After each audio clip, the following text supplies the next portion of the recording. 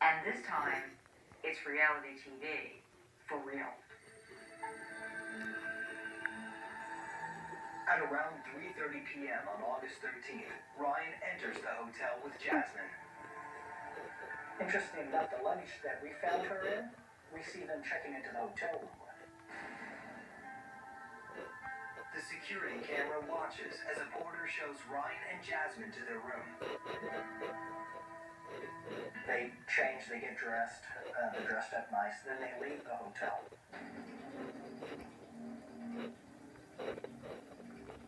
A valet retrieved Jasmine's white Mercedes. Then she and Ryan drove to another hotel for a poker tournament. According to witnesses, the card games continued well past midnight. But poker wasn't the only thing on Jasmine's mind. She was making plans with Robert Hasman, the man she'd been seeing in June. Jasmine was texting her old boyfriend, Robert Hasman, in Vegas. Ryan Jenkins is playing poker. She's texting Robert Hasman saying, you know, I'm done here, I'm finished, send your jet, pick me up, I'm ready to come back.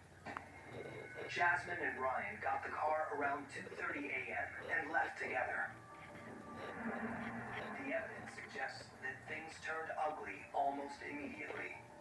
I believe that he probably came across the cell phone, saw the text messages, and I believe that probably ignited the violence. It looks to be a crime out of jealousy and rage. So you're saying that this fight occurred between the poker tournament on the road somewhere, between the poker tournament and the Del Mar Hotel? Somewhere in between, yes. In the car? Yes. Detective Pelton thinks Ryan didn't want to take a badly beaten woman through the hotel lobby. So he brought her into their room through a private entrance. Splashes of her blood and strands of her hair found on the patio suggest what probably happened. She probably wasn't able to walk on her own.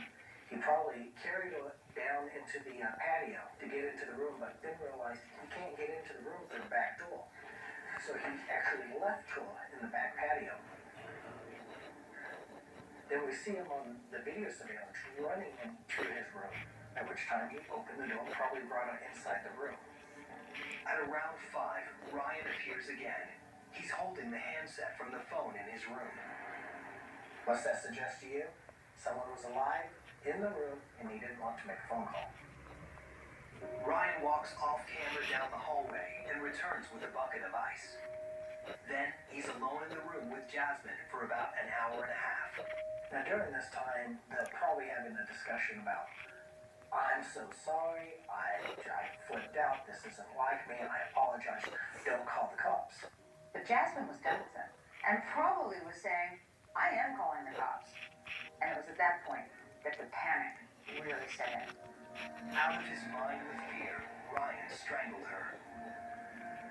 And now he's looking at, how am I going to get away with this? I'm in a hotel room, my wife is dead, I've killed her, what do I do? Stripped of identifying features, Jasmine was now just a body with no apparent connection to